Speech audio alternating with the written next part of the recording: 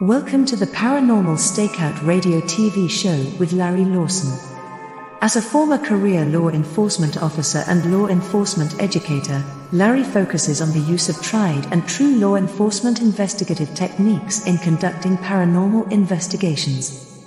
Despite his experience and training, Larry also keeps an open mind to discussions on topics that deal with evidence that are not quite as physical in nature. Paranormal Stakeout guests are professionals in the field of the paranormal and parapsychology, conducting the investigations and research needed to further the cause of paranormal study. Larry advocates an agenda of standardization of structure and training in the field of paranormal investigation and research for the purpose of one day being able to produce the evidence needed to convince a jury of the existence of the paranormal. Whether it is ghosts, UFOs, unsolved mysteries, hauntings or cryptids, no topic is beyond the investigative reach of Larry Lawson and the Paranormal Stakeout Radio TV show team. Now, here is the host of the Paranormal Stakeout Radio TV show, Larry Lawson.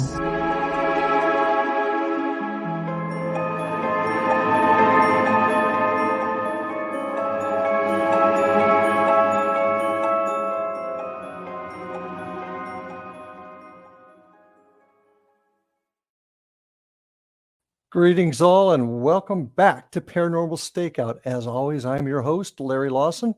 Welcome you back to the show. It's good to be back here again from our home base in Vero Beach, Florida.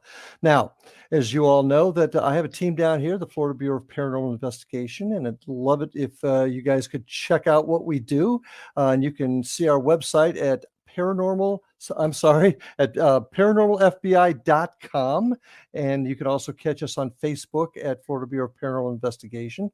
You can also check out some of our YouTube events at Indian River Hauntings 2341, and a lot of our investigations and some of the other work we've done is up there.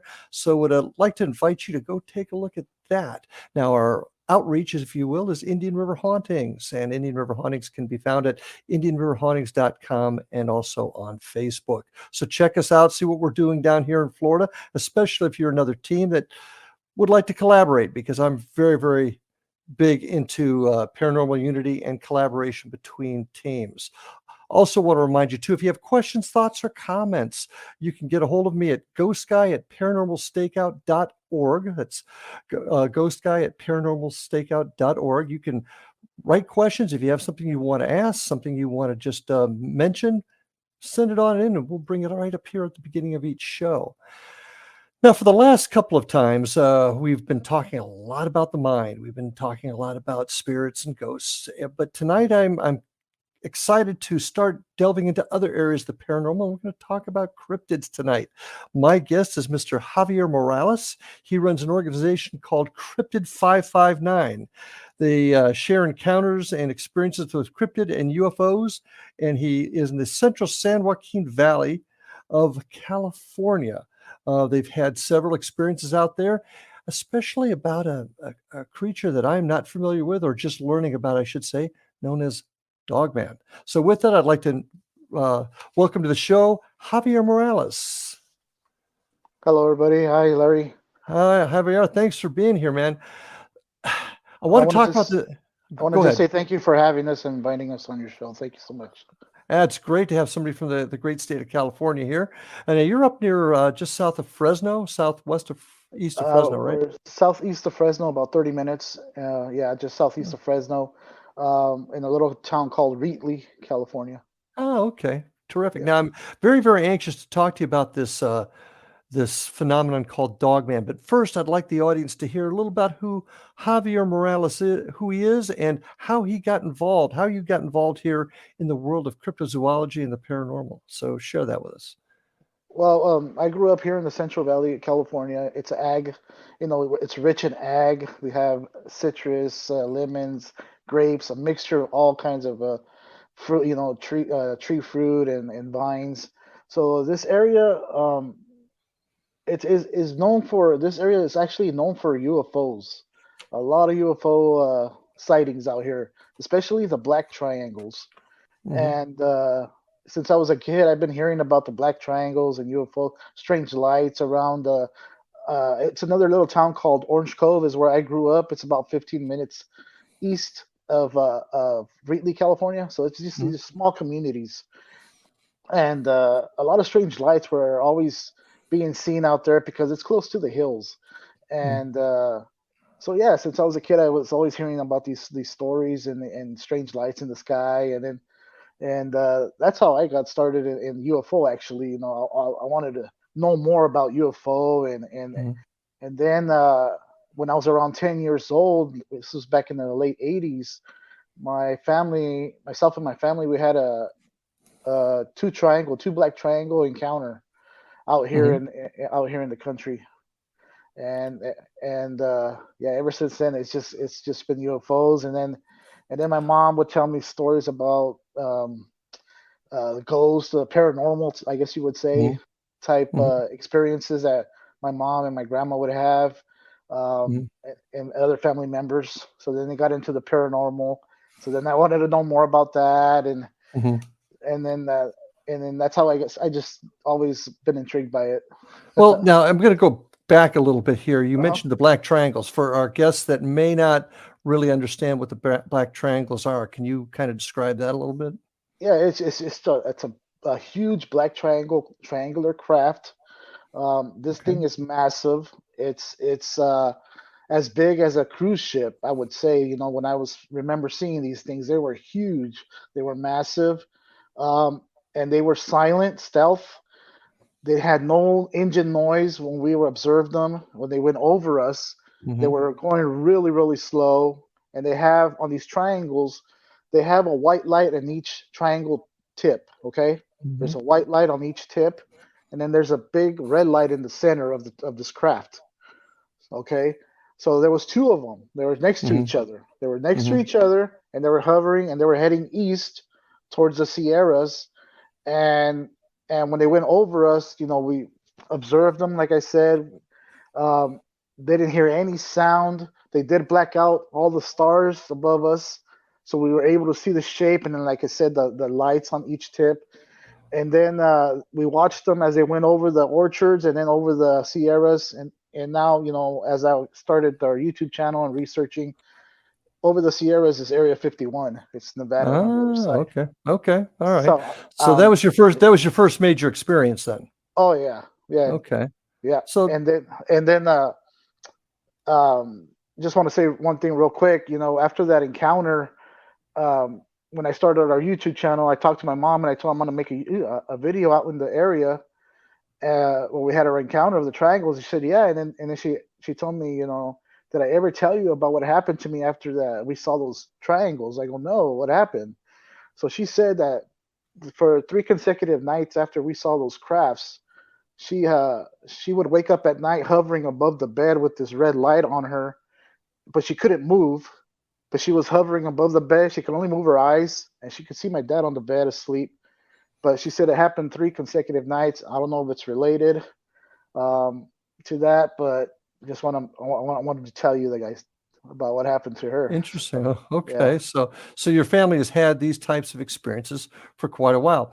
yeah, Um, you were a young boy when this happened. What, 10? I think you said. yeah. What happened next that got you more intrigued and wanting to dig in further? Well, after that encounter, obviously, I wanted to know more, so I started researching more. Hmm. Ended up getting into Roswell, the UFO, reading books on that, and then other encounters that are happening here in the valley. I was hearing other stuff, and I would try to get as much information as I could. Where exactly it happened, Hmm. and in the valley here.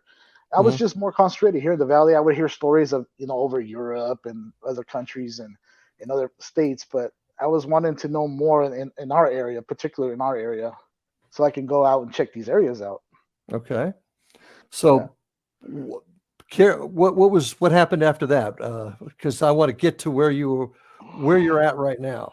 Okay, so then I got in 2017 there was a report of some Bigfoots. Okay, Okay. so Bigfoots, we thought we're up in the Sierras, up in the mountains up there, Hmm. Yosemite, because Yosemite's about 2 hours north from us, and then we got Kings Canyon National Park, which is about an hour east of us. Hmm. So we thought, me saying myself and my friends, we thought Bigfoot's up in the mountains. They're not running around here on the valley floor. Well, there was a story that came out about Avocado Lake, which is about 15 minutes north of Wheatley, California. It's called Avocado Lake, and there was a story that came out about this farmer that had an encounter with a family of Bigfoot. There was 5 of them on his ranch, and we heard about that. So we ended up starting to go out. Me, my cousin, and our other group member Jesus. We started going out to this Avocado Lake area, and that's in 2017. October of 2017, we started going out to this particular area. We wanted to see if we could catch a glimpse, anything, experience anything. We wanted to see it. We wanted to see what's going on.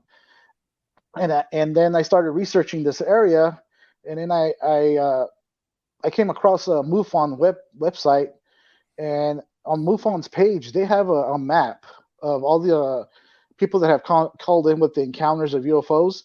And I just wanted to look around Avocado Lake, and I did, and they have when I did that, there was a huge cluster of sightings around Avocado Lake. So I go, so this is a huge cluster of sightings around this lake. So there's got to be something going on around here. So then, so that was one thing that we found out. So then we started going out there, like I said. Now, nothing happened. We never experienced any until 2018 when me and my cousin got some night vision goggles, and we wanted to try them out. So in 2018, we went out to this area. It was in, I believe it was June of 2018. So we went out this particular night. It was getting dark already by the time we got there. We parked on a little turnout right here by a bridge and along the Kings River. And we got off, and we were just trying out these night vision goggles. So we started trying them out. I was looking at the ridges. My cousin was looking down along the river, getting a feel for them.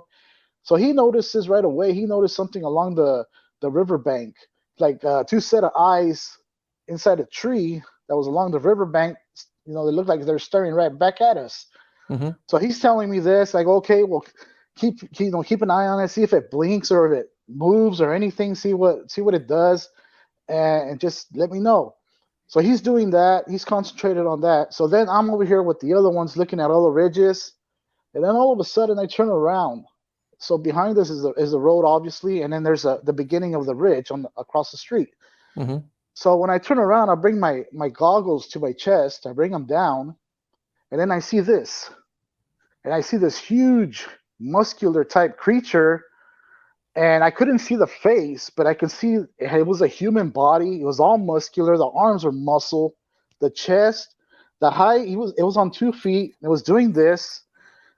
I want to estimate the height for at least 8 to 10 feet tall. And then the chest part was at least 4 to 5 feet wide. And this thing was massive. And in my head, I would say, I'm seeing a Sasquatch. I'm seeing a Sasquatch because it had a human type body. And then when it did that, it dropped on all 4s, and then it took off running. And then I saw it had like a bump on the back of the neck, like a lion does, that mane. Okay. I saw that. I did see that. I still couldn't see the face. It was all black. So it was running, and then it came to a part on this hill. There was a little crease on this hill. He came to that part, and then he rolls its arms up again. I can see the hands that time. I can see the hands. Then I can see it had like claws at the tips. You can see the claws, and then again you can see all the muscle. I can see its back, all muscular, and then it went down to a V shape, down to the hips. Then I could see the thighs, all muscle. The calves were all muscle. I didn't see a tail. I couldn't see the feet. But when it did this, it grabbed onto the side of that hill, and then it brought up its legs. It leaped up, and then it turned its head to the side. And that's when I saw he had a long snout. It had canines, and then I can see the pointy ears. And then I'm like, what the heck? What am I seeing? This thing has a dog head on it. It's not Sasquatch. This thing has a German Shepherd type head on it. And then so then I'm all in shock. And it's like, okay, that's not Sasquatch. What am I seeing? A werewolf? So thoughts are going through my mind as I'm witnessing this, right? And then it did it again. It raised up its arms again. It grabbed on and then it brought up its legs again. When I saw the legs again, I could see like on its thighs, it resembled like it had ripped shorts. Believe it or not. like human shorts. Yeah, like it had Okay. shorts, like an Incredible Hulk, like he rips his Okay. shorts like that. And then, Okay. and I'm like, dude, I was like, what am I? It's like, this is crazy. It's like, come on. And then when it did the second time, when it grabbed on and it leaped up, it stayed low to the ground. And then it crawled like a spider, low to the ground on all fours over the ridge and quick. Uh-huh. And and throughout this whole time, it was stealth, Larry. It didn't make a sound at all. Nothing. Well, let me ask you a couple of questions, because the first thing that caught my ear is you mentioned the night vision goggles. Were they military grade NVGs or? No, they're not military grade. No. Okay. I can't afford any of that stuff. I was going to say, if you did, Yeah. if you had those would be pretty pricey. Yeah. Any chance those goggles could have caused some for you to skew what you saw? Any chance at all, do you think? I don't know. Like I said, I brought them down to my chest, so I wasn't even seeing through. I wasn't looking through the Okay, goggles. you were okay. Gotcha. Yeah. Okay. Yeah. So, what did you think this creature was? What's the first thing that came to mind? Yeah, like I said, for the first thing I thought it was Sasquatch. Right. I thought it was Sasquatch, and then when I saw the dog head on it, it's like, dude, this is a werewolf or a Dogman. I had heard about Dogman in the Midwest. It's big time over there in the In Midwest. Michigan, yeah. In Yeah, Michigan or Ohio, Ohio. Michigan, Wisconsin. You got the land between the lakes story out there. Mhm. But over here, I never heard about Dogman sightings or anything like that, or any werewolf sightings. I've never heard anything like that. And when I saw this, it's like, dude. And then right away, when I got home, I started researching dog-headed creatures, and that's when all this Dogman stuff started coming up, and I started going into it. I Mhm. even found the North American Dogman Project, which I ended up joining as an Mhm. investigator. So I am part Okay. of that. Yeah. Yeah, now I've noticed on that because I've seen that site also. One of the leaders even equates this creature called Dogman as possibly a werewolf Hmm. of European lore. Correct. What do you think this is? I mean, you had the experience, you were there. What do you think? I think it's possible it could be a werewolf, or I don't know about a skinwalker. There is native sites out there, sacred sites in Mhm. that area that we found already. But I don't know if skinwalkers tend to get that big. Okay, I'm not familiar with that. I'm not sure. Usually, Okay. pictures that depict skinwalkers, they have Mhm. the felt of the animal on them, and they're skinny, and I don't know if they get muscular like that. I have no idea, and that big. And now you were able to see this creature. Was it a lit night? Was there a moon out that night that allowed you to see? Um, I want to say, well, the sun had just gone down, so it was Okay. dusk, and then we have the city of Fresno. You can see behind the mountains, you can see all the lighting. So that Mhm. kind of had a little bit of a light up there, but I can see the whole outline of this Yeah. creature. I have, we got talking, I got interested, but we've got to take our break, and I apologize. So hang that thought. We'll be back right after these messages, folks. My guest tonight, Javier Morales with Cryptid 559. Be back after these messages. And we are back with my guest, Javier Morales from Cryptid 559. Javier, interesting story. Uh, Fascinating how it just creeped up on you. Now, your cousin, I guess, that was with you, saw some eyes down below towards the waterline, I guess. Did you ever Yeah, out figure the out? river. Did you ever figure out what that was? After this creature went over the ridge, and I told my Mhm. cousin, and he didn't even hear anything, or else he would have turned around, right? So this thing was Mhm. stealth, like I said. I told him, hey cousin, I just saw something. So then we went back and looked because he broke visual. So we went back and to see if those eyes were what looked like eye shine was still Mhm. there, and it wasn't there anymore. They had Interesting. yeah, they had left. So I don't know if we got in between this creature hunting maybe some um, animal like wild boar or Mhm. something down there, or I've heard that these things like the Sasquatch babies.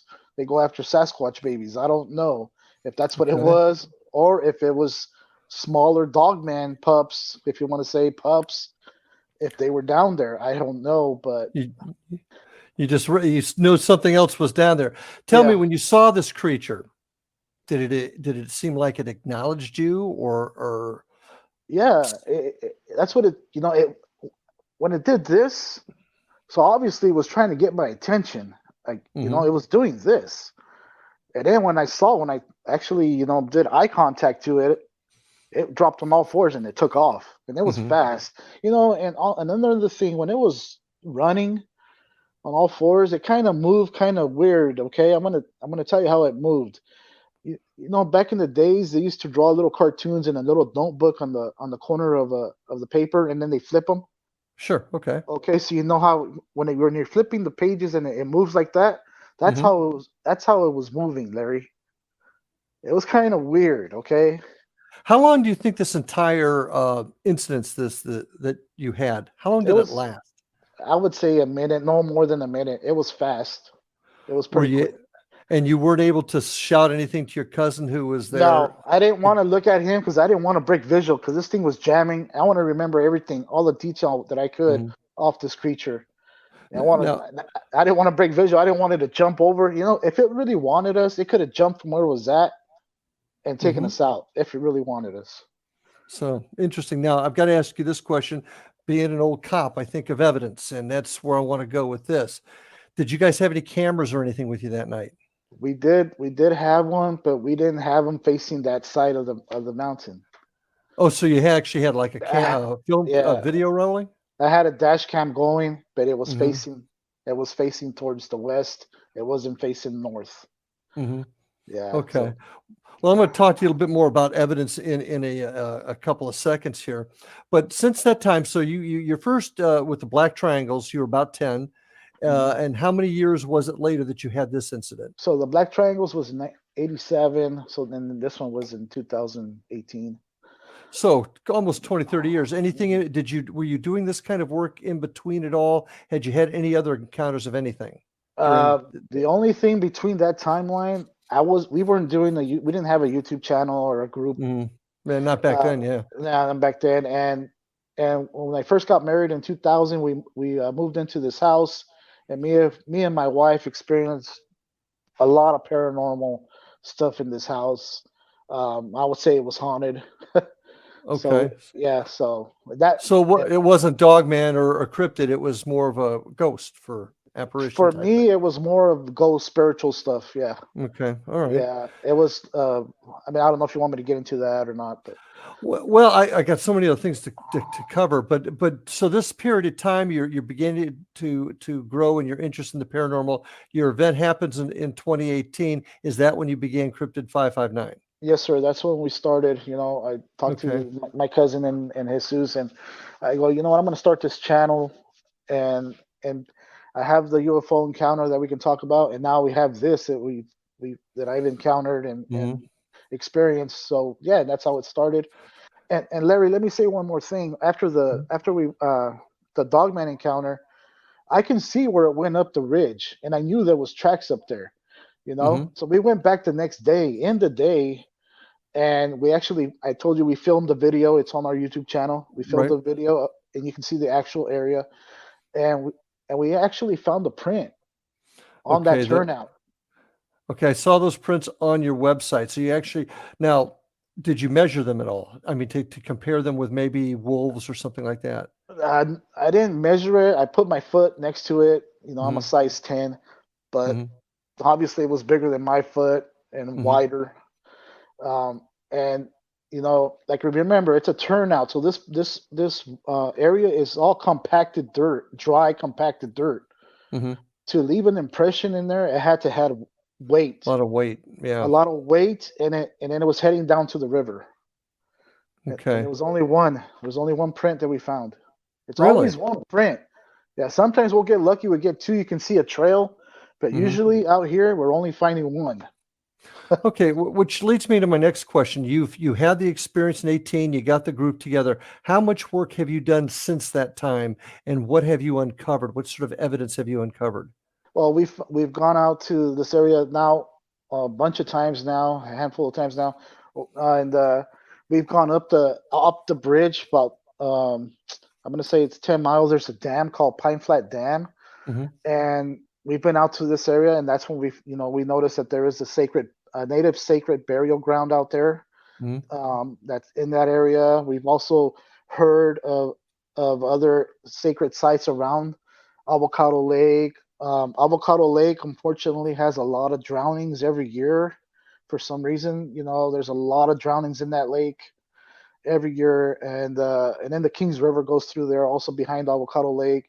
There's a lot of power lines Hmm. coming out from the dam, so it's all in this area. So a lot of energy. We can feel energy in this area. So we're thinking there's something might be going on with this, energy and the rivers, the water. Well, you're thinking the power lines are creating the energy. Is that what I'm getting? Yeah, Okay. I'm thinking like if there was a natural energy source there Hmm. already, and now we came in and put power lines, I think it just amplified this whole Okay. area. And I'm thinking more like a portals out here. Oh, and I want to ask you about that a little bit too. Now, you said there's some Native American sites here. What tribe, what people are there? Do you know? Uh, what was it? I want to say it's the Yokuts. I want to say. I'm not quite sure. Okay. I Have you can't ever remember. have you ever thought about maybe approaching them? I know sometimes they're a little reluctant to discuss these Yeah. types of things, but have you maybe thought about going to discuss with some of the folks in the nation to find out what they've experienced and maybe something similar to what you experienced yourself? Have I you done? have uh, I have a couple of friends that are Native American, and I've talked Mhm. to them, and yeah, they've said that they've had stories of dogmen in this area. They've heard about them. Okay. They've encountered them, and like, oh, really? And he goes, yeah, they've been here all along. Just Interesting. they just don't talk about it. Well, yeah, and I know like the skinwalkers over in Nevada next door, Yes. the folks there don't want to even just discuss that at all. Yeah, they say they see the dogmen as protectors of natives of sacred sites, as Oh, guardians. okay, Guardians. Yeah. okay. And they don't have anything written, I suppose. That Nah. yeah. Yeah, Um, they won't. It's so hard have to get. Go go ahead. ahead. So what else have you uncovered? You've been working now since pretty well since 18. You're a member of the what is it, the The, Dogmen yeah, the North American project? Dogman Dogmen. Project. Yeah. What other work have you done with them or on your own regarding kind of Um, trying to unravel this mystery? we've went with North American Dogman Project. It's we're waiting on account. Somebody having an encounter in California, Mhm. especially in my area. Then they would contact me, and then I'll go and investigate. Gotcha. Unfortunately, people, they don't want to talk about it, or they don't know that site exists until they have an encounter. Mhm. But I haven't had any. We had one, but it wasn't in my area. We had one that was up in Riverside, California, by LA. Mhm. So me and the region California director, uh, me myself and his wife, we went up there to investigate that area. But that's the only one I've been a part of so Okay. far. On my own, we've gone out. Like I said, we know it's out here. Mhm. We've actually have photos of another location that we actually see it in the photo. You see the dogman staring right at us in the photo. That's the one where you're facing the camera and it's off your right shoulder? Facing the camera. No, no, no. That was at the Pine Flat Dam.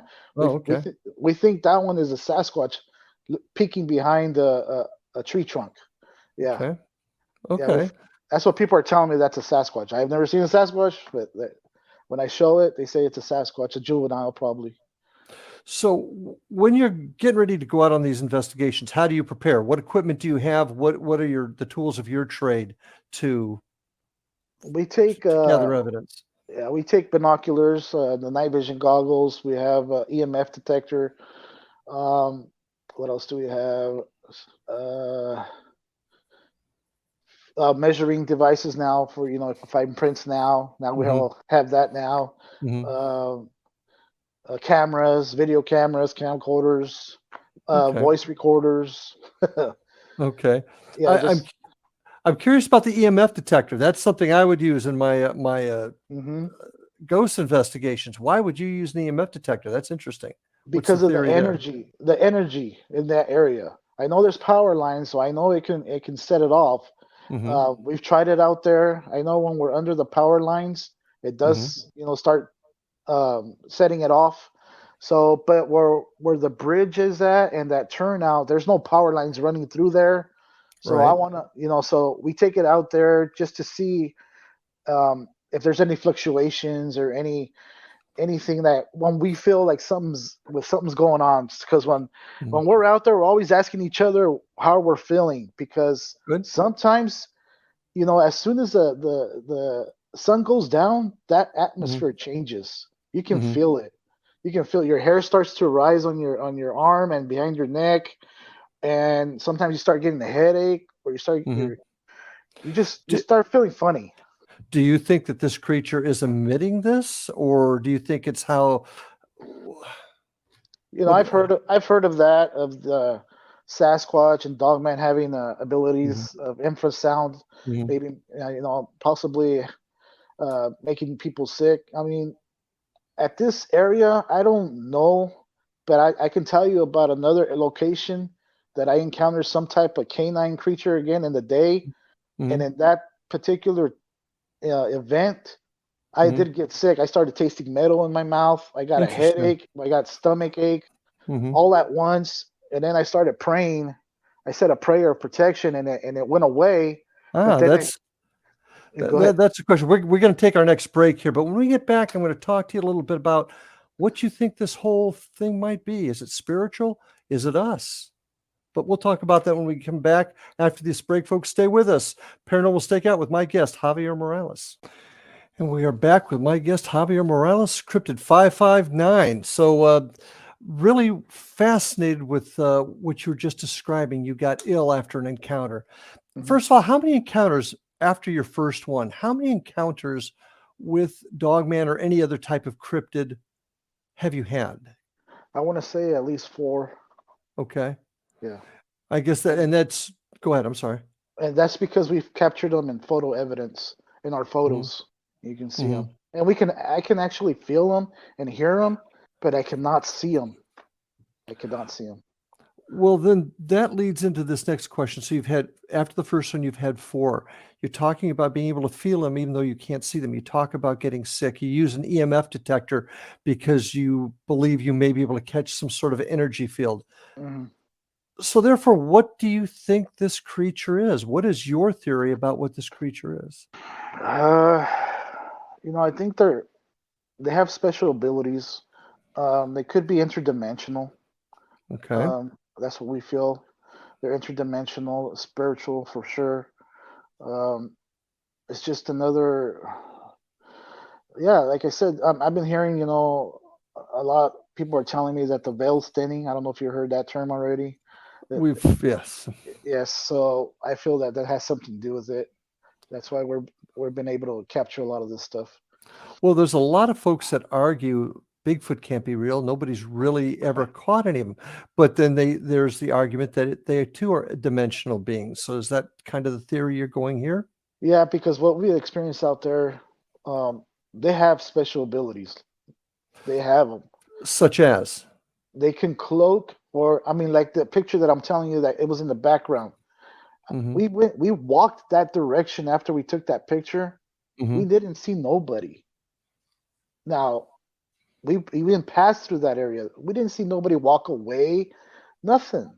We would have Did you seen it. see any evidence, broken branches, footprints, anything like See, that? the reason why we took a picture is because we found it on that tree.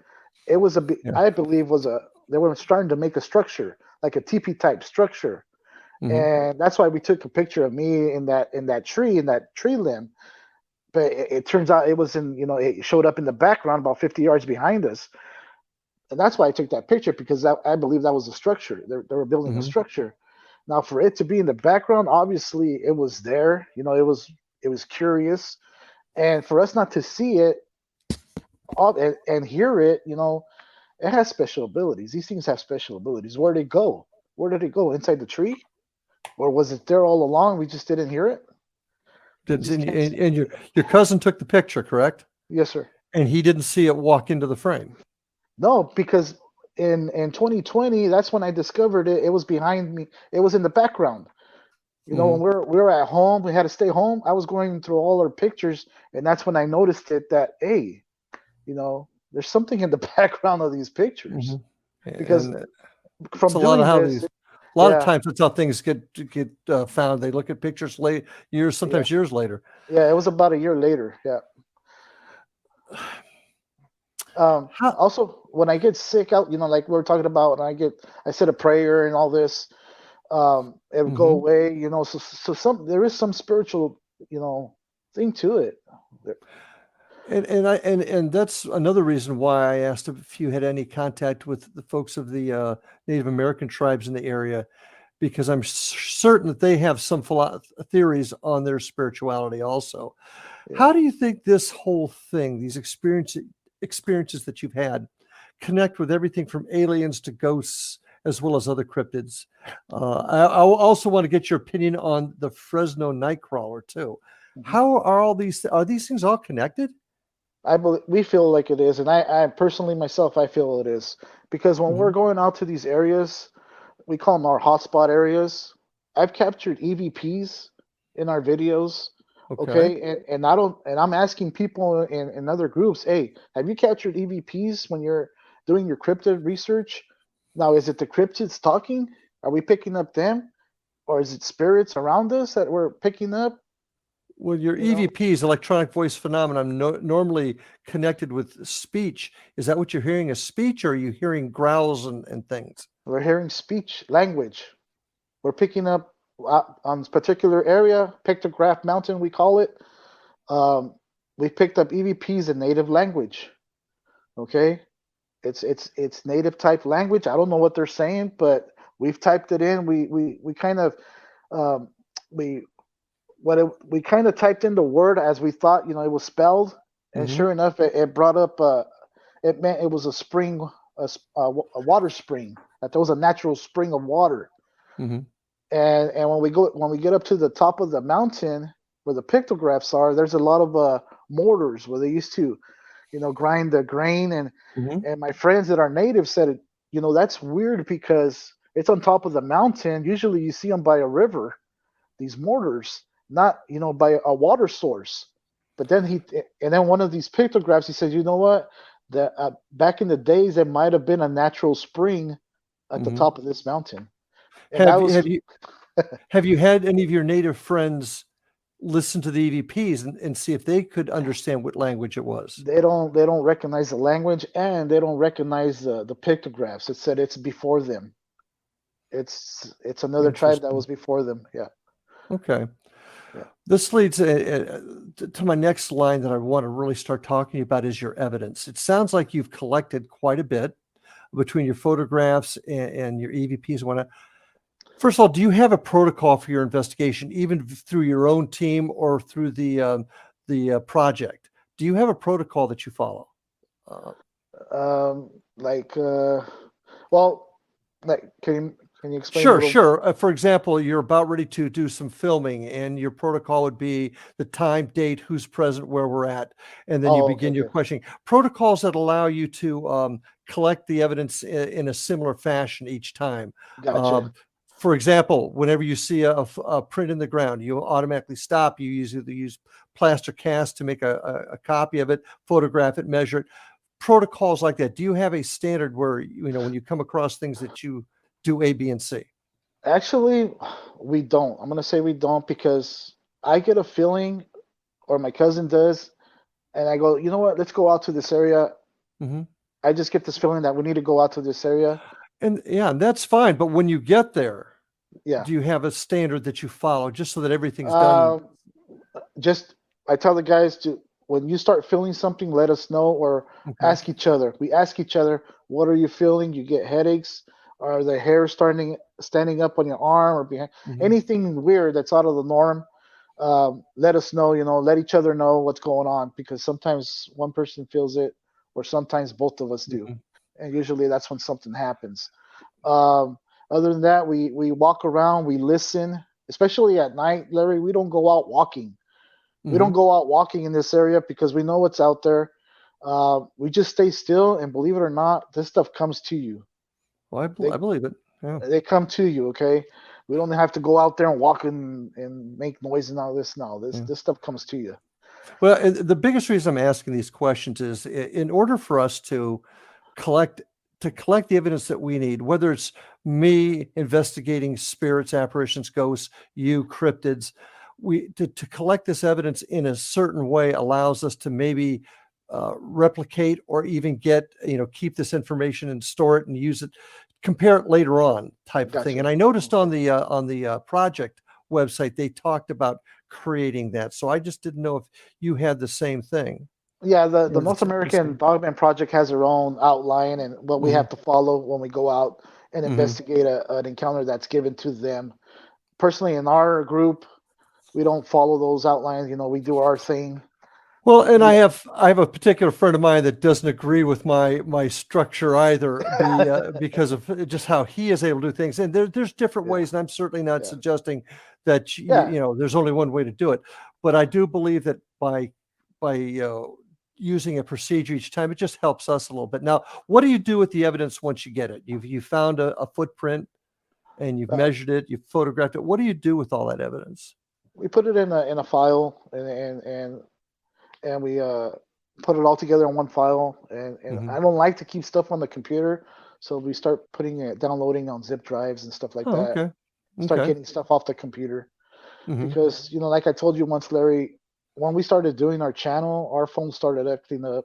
They started, acting up. They started doing messages weren't going through between the group members. They would get them 2 days later or a day later. Emails weren't going through. Photographs weren't going through.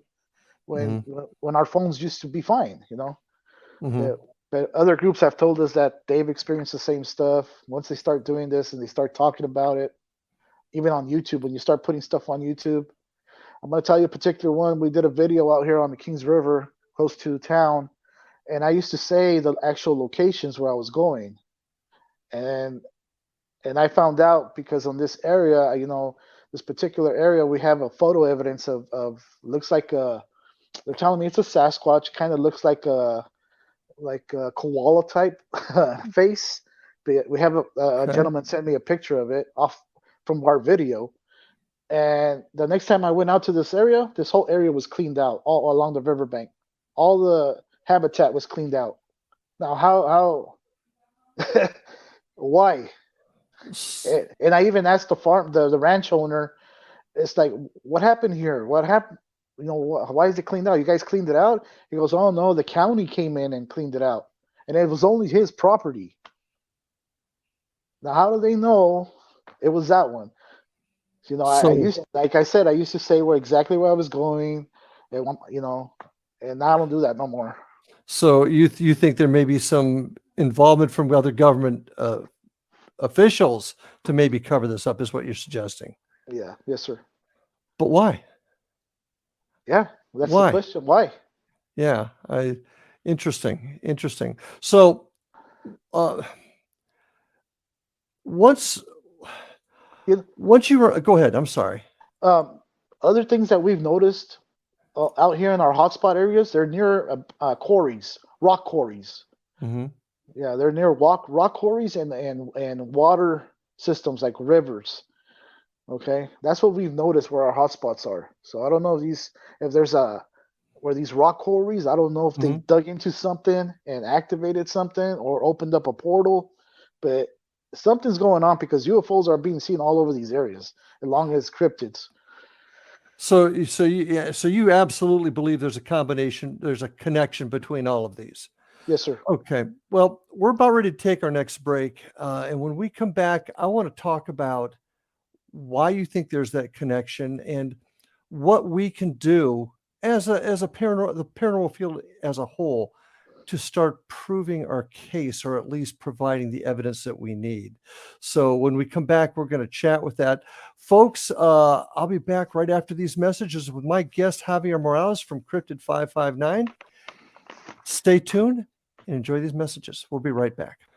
And we are back for the final segment of tonight's show. And before we get going, I want to remind everybody to check out my team at paranormalfbi.com and indianriverhauntings.com. You can also get a hold of me at ghostguy@paranormalstakeout.org. Check out our YouTube channel at Indian River Hauntings 2341. But most importantly, I want you to check out the other great programming on the X Zone Network. xzbn.net will get you to some of the greatest programming in the paranormal world. So I would encourage all of you to do that. Now, Javier, how could people find out a little bit more about you, your website, Facebook? How can they find out more about you? Well, we're on YouTube. It's Cryptid 559, and then we're on Facebook. It's Cryptid, but it's Roman numerals 559. Facebook won't let me put the 559 for some reason. Okay. Yeah. Okay. So folks, check him out when you get a chance. Also, I do find that the Bigfoot project, I'm sorry, Dogman project, North American Dogman project, a very interesting website also. So do check those things the out. North American Dogman Project, yes. Right. You know, Javier, I'm kind of in the same boat as you. I investigate, research something that is outside the norm, and we collect evidence. And a lot of times we catch a lot of naysayers. I'm sure you do the same thing. Yeah. Evidence is an important way for us to not only get the word out and help people understand what the phenomenon is, but also separate us from folks that are fakers, charlatans, folks that, how do you see us in this profession as a whole, in your opinion? How do you see us keeping this honest, for lack of a better word? Just, for us, just sharing our evidence, just sharing our experiences, and it's going to be up to that person to believe you or not. But until they have an encounter, then they're going to understand what you're talking about and what you're, they're going to feel, because they're going to feel and experience the same thing that you're talking about. Now, how did he know that happened? How did he know? Yeah, that's exactly what happened to me. So, sharing our stories and our photo evidence and experiences, what we felt, how we felt, what we smelled, what we saw, all this stuff, the tracks, everything.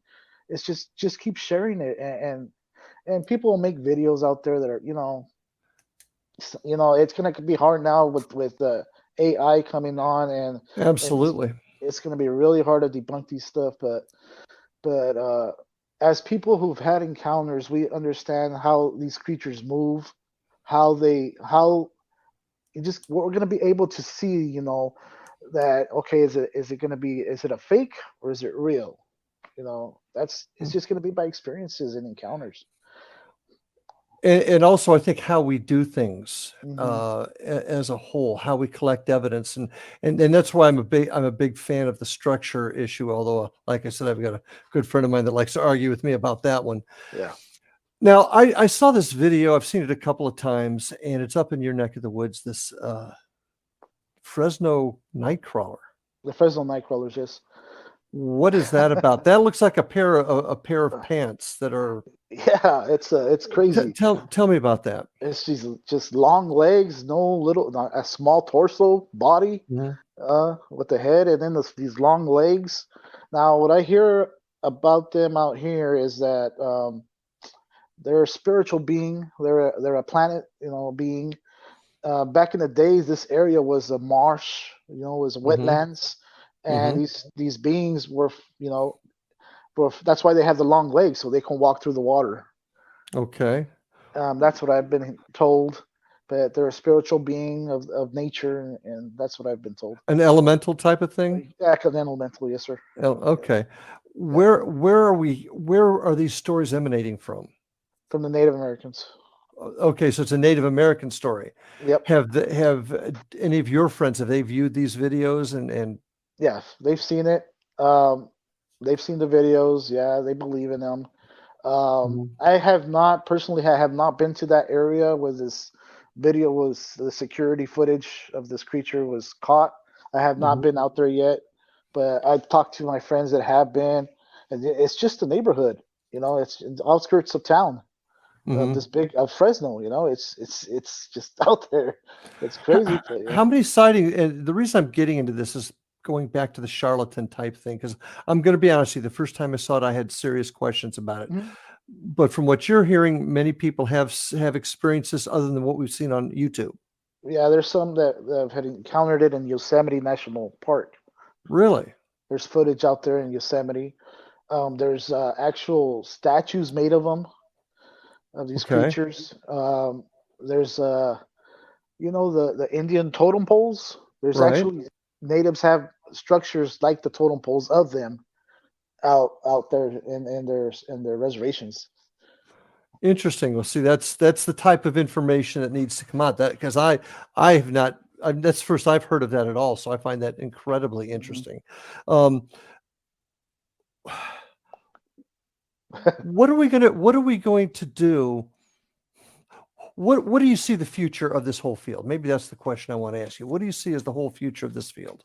Well, hopefully everybody, you know, all these groups, paranormal, the cryptid, the Dogman, you know, Sasquatch. There's only certain Sasquatch groups that, you know, they don't believe in the paranormal. They don't. I hope one day we can all just get together and help each other Oh. out. You know. And Well, I think paranormal unity is where it's at, and if it's like you're suggesting that that this is all connected, either spiritually, dimensional, whatever, then they are connected. Then we all do need to work together to come up with an answer. Is yeah. it something really spiritual? Is it something out of this world, or is it just us? Mhm. And that's a theory that I've often wondered about. Is it just us? Yeah. So I really, really do appreciate you. We've run a little over tonight, so we're gonna call it quits now. So I Okay. do appreciate you coming on tonight. Thank you. I wish you luck with your work. Thank Work you. on those protocols, and do appreciate. And I I thank you for will. joining us tonight. So, folks, I appreciate you being with us tonight. We'll be back next week with another great show. Thanks for watching. Stay safe, love your family, and we'll see you on the other side.